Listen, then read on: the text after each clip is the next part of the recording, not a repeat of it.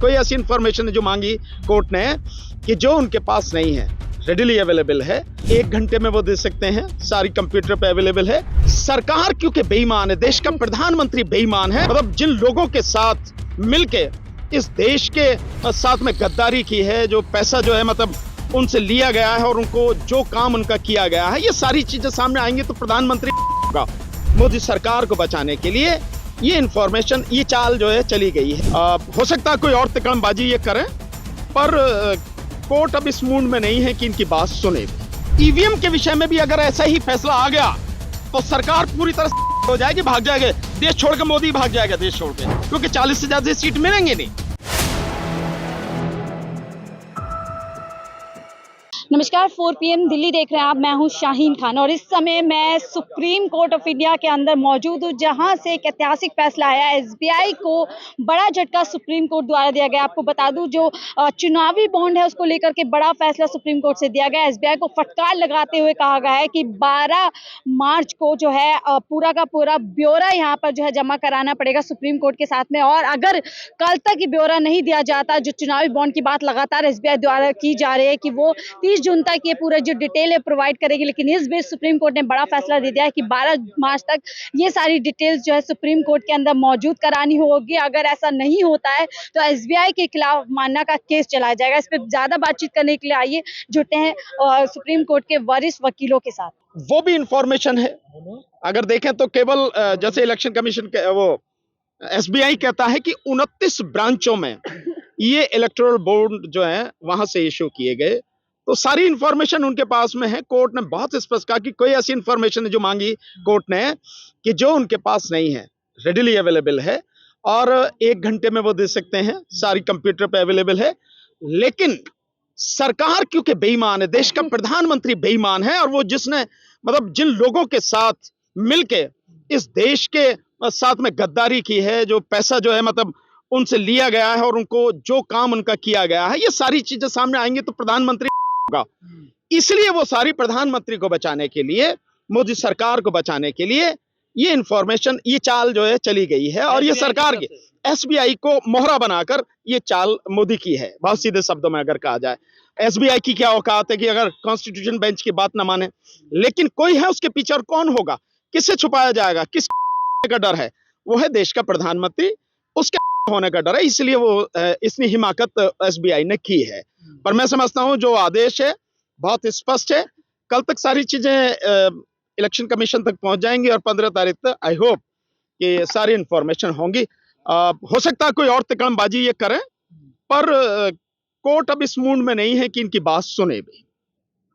तो क्या सर, जो लगातार कोर्ट से विश्वास लोगों का उठ रहा था, वो विश्वास अब बरकरार नहीं, मैं मानता हूं कि आज के फैसले के बाद, पहले तो 15 तारीख का जो बॉन्ड पे फैसला हुआ है उससे विश्वास बढ़ा है, पर आज जिस तरह से उन्होंने बहुत स्पष्ट रूप से उनकी एप्लीकेशन एसबीआई की डिसमिस की है और कहा है कि भाई सब इंफॉर्मेशन आपके पास है, तुरंत इसे दो, कल शाम तक का समय दिया है, और कंटेम्प्ट प्रोसीडिंग्स के लिए भी कहा है, और इलेक्शन कमीशन को केवल 15 तारीख तक का समय दिया है, तो निश्चित रूप से लोगों का विश्वास कोर्ट में बढ़ेगा, सुप्रीम कोर्ट के प्रति लोगों का विश्वास बढ़ेगा। कल आज के फैसले आज कहा कि हमें कोई दिक्कत नहीं है डाटा देने में, तो फिर इतना दिन का समय क्यों मांग रही थी एसबीआई? नहीं, देखिए समय क्यों मांग रही है, समय कब का मांग रहे हैं? समय मांग रहे हैं 30 जून का। इलेक्शन मई तक हो जाने हैं। सो इलेक्शन होने के बाद इन्हें मालूम है कि ईवीएम से अगर चुनाव होता है तो मोदी जीत के आवेगा, फिर इन्हें बचा लेगा, इन्हें कोई दिक्कत नहीं, इसलिए 30 जून तक का समय मांगा जा रहा। नहीं तो समय मांगने का क्या मतलब है? आपके पास अब 21 दिन का समय आपको ऑलरेडी दिया गया, आपको डाटा सारा उपलब्ध कराना चाहिए, तो आपके पास सब कुछ है। और जब एसबीआई अपने एफिडेविट में कह रहा है कि जो स्टेट बैंक की बॉम्बे की मेन ब्रांच है उसमें सारे जो पेपर्स है, सारे डॉक्यूमेंट अवेलेबल हैं, अबे तो एक ब्रांच से लाकर यहाँ दिखाने में क्या दिक्कत है, उसको देने में क्या दिक्कत है? आज की तारीख में इतना फास्ट काम होता है, अगर नहीं भी है आप वो भी इसकी कॉपी भी करना पड़े तो भी आप फटाफट कॉपी करो, डालो उस पर, बना की क्या दिक्कत है? लोकसभा चुनाव में इन चीजों का असर पड़ेगा ये? नहीं, निश्चित रूप से। देखिए, जिन लोगों ने पैसा दिया है, ये केवल 16,000 करोड़ या 16,500 करोड़ का जो बॉन्ड है उसका मसला नहीं है भाई, ये 16,500 करोड़ तो रिश्वत है। इस रिश्वत के लिए कितने लाख करोड़ का काम किया गया, किस किस बिजनेसमैन का काम किया गया, उनको क्या क्या सुविधा दी गई, असली तो लूट वो है ना। सो वो लूट सारी धीरे धीरे सामने आएगी। जो इन्वेस्टिगेटिव जर्नलिज्म है, जो लोग लगे हुए हैं, उन लोगों ने जब ये सारी चीजें खोज के निकाल ली हैं, तो जैसे ये चीजें आएंगी सामने, पता लग जाएगा कि किस बिजनेसमैन ने कितनी रिश्वत दी है और उस बिजनेसमैन को कितने लाख करोड़ का या कितने हजार करोड़ का फायदा मोदी सरकार ने दिया है। और जब ये सारी चीजें आएंगी तो इलेक्शन से पहले किसी प्रधानमंत्री का जो हर चीज को छुपा रहा है उसके जनता के सामने असर पड़ेगा इसका, और बहुत गहरा असर पड़ेगा। इसलिए सारी की सारी चीजें छुपाई जा रही हैं। और इसके साथ और भी मैं बता रहा हूं, अगर जिस तरह से कोर्ट ने यह किया है, ईवीएम के विषय में भी अगर ऐसा ही फैसला आ गया तो सरकार पूरी तरह से हो जाएगी, भाग जाएंगे देश छोड़ के, मोदी भाग जाएगा देश छोड़ के, क्योंकि 40 से ज्यादा सीट मिलेंगे नहीं। ये जो गोदी मीडिया है ये सारी ताकत भी लगा लेगा तो भी उसे रोक नहीं पाएगा, छोड़ के भाग जाएंगे इस देश को। तो ये स्थिति इनकी। सुप्रीम कोर्ट को इसी बात का डर सता रहा है, इसलिए उसको गैर संवैधानिक घोषित कर दिया। किसको? चुनावी बॉन्ड को। नहीं, सुप्रीम कोर्ट को डर नहीं, सुप्रीम कोर्ट को डर नहीं सता रहा। सुप्रीम कोर्ट की जिम्मेदारी है कि सच लोगों के सामने आए, और जो फैक्ट आ रहे हैं उसी को कोर्ट ने कहा कि भाई बताओ इसमें क्या दिक्कत है। कोर्ट ने यही तो कहा ना अपने 15 फरवरी के फैसले में कि ये आरटीआई जो एक्ट है उसका उल्लंघन है। भाई देश की जनता को ये मालूम होना चाहिए कि कौन व्यक्ति कितना पैसा किसको दे रहा है। इसमें दिक्कत क्या है किसी को? भाई पहले भी ट्रस्ट बनाए गए हैं, इलेक्टोरल ट्रस्ट बनाए गए, उनके माध्यम से भी पैसा दिया जाता रहा है। करीब 5,500 हजार करोड़ उनके माध्यम से भी दिया गया, इसके माध्यम से जो 16,500 करोड़ रुपए दिया गया है, और भी उसके अलावा भी पैसा दिया जाता। बात इसमें नहीं पैसा दे रहे, लेकिन पब्लिक को मालूम तो होना चाहिए कि कौन बिजनेसमैन कितना पैसा दे रहा है, और ये मालूम होना चाहिए कि उस बिजनेसमैन को कितना फायदा हो रहा है।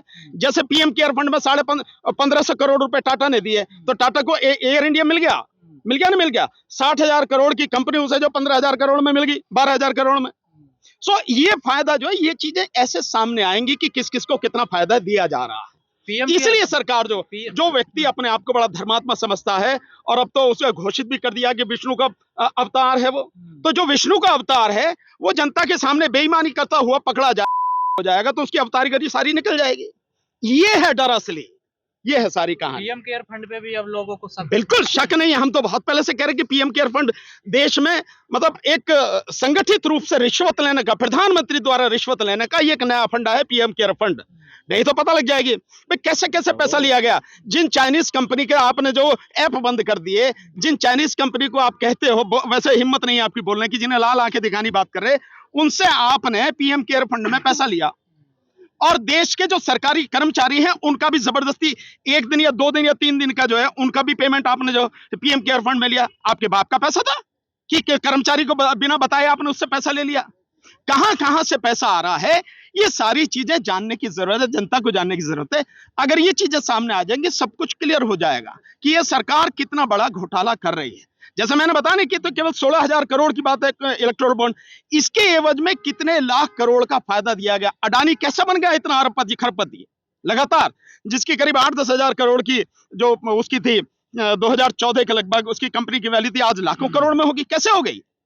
कैसे होगी अंबानी की वो सारी जो ये वैल्यू बढ़ती चली जा रही है?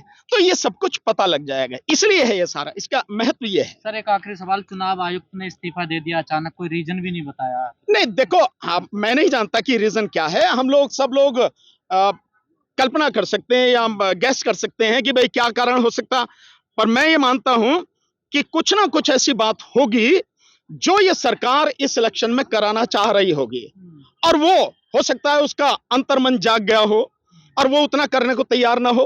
भाई बेईमानी एक सीमा तक तो कर सके, आटे में नमक तो चल जा, नमक ही नमक करवाने की अगर बात करो, क्योंकि बिना नमक करवाए तो जीतते नहीं सरकार।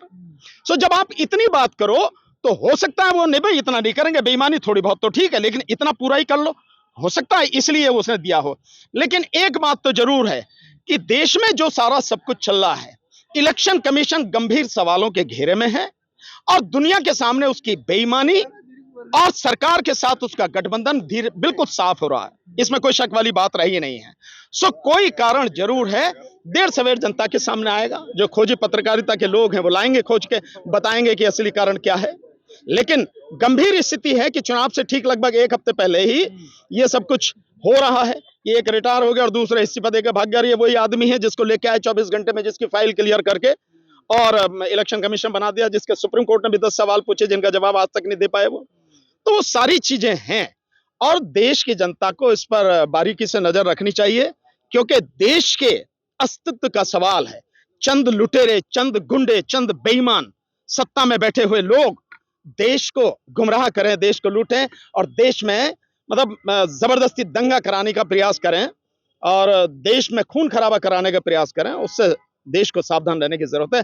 वैसे मैं एक इन्फॉर्मेशन आपको बताता हूं, सरकार जो है देश में दंगा कराने की फिराक में है। दक्षिण भारत और उत्तर भारत दोनों जगह कहीं भी हो सकता है, दोनों जगह भी हो सकता है, चुनाव से पहले इस तरह की रणनीति बन रही है। तो आप लोग सुन रहे थे सुप्रीम कोर्ट के वरिष्ठ वकील भानु प्रताप सिंह को, जो बता रहे हैं कि किस तरीके से अब एसबीआई पे जो शिकंजा है वो कसा जाएगा और उसके जरिए से जो असल लोग हैं जो इस चुनावी बॉन्ड को छिपाने की कोशिश कर रहे हैं, अपने पाप छिपाने की कोशिश कर रहे हैं, अब कहीं ना जाकर जो है उन पे जो है एक तरीके से जो नकेल है वो कसी जाएगी। फिलहाल मुझे दीजिए इजाजत, मैं शाहीन खान 4 PM दिल्ली के लिए।